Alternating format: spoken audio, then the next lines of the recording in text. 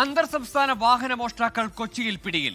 സ്വർണ്ണക്കടത്ത്, ലഹരി കേസുകളിലെ പ്രതികളാണ് കൊടും ക്രിമിനലുകളായ ഇവർ. കാസർഗോഡ് സ്വദേശികളായ KP അബൂബക്കർ, അബൂബക്കർ സിദ്ദീഖ്, ഷാജിദ് എന്നിവരെയാണ് പോലീസ് കസ്റ്റഡിയിലെടുത്തത്.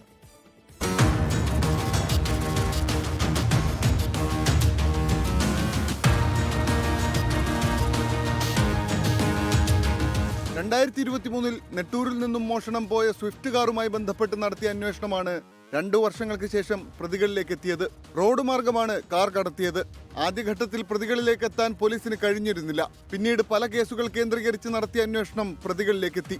കാസർഗോഡ് സ്വദേശികളായ 3 പേരാണ് പിടിയിലായത്. ഒന്നാം പ്രതി 25 കേസുകളിൽ പ്രതിയാണ്. രണ്ടാം പ്രതി MDMA ഉൾപ്പെടെയുള്ള കേസുകളിലും മൂന്നാം പ്രതി ചന്ദനക്കടത്ത് ഉൾപ്പെടെയുള്ള കേസുകളിലും പ്രതികളാണ്. നിരവധി ഇൻവെസ്റ്റിഗേഷൻ സ്ട്രാറ്റജികൾ പിന്തുടർന്നാണ് പ്രതികളിലേക്ക് എത്തിച്ചേർന്നിട്ടുള്ളത്. ഒന്നാം പ്രതിക്ക് ഏകദേശം 25ഓളം കേസുകളുണ്ട്. കേരളത്തിലും തമിഴ്നാട് ബോർഡർ. വാഹനം ഇത് പൊളിച്ച് റിസീവ് ചെയ്ത ആളുണ്ട്, മോഷണം മുതൽ സ്വീകരിച്ച ആളുണ്ട്. അതിന്റെ അന്വേഷണം കസ്റ്റഡിയിൽ എടുത്തതിന് ശേഷമേ തുടർ അന്വേഷണം ഉണ്ടാവുകയുള്ളൂ. 24 കൊച്ചി.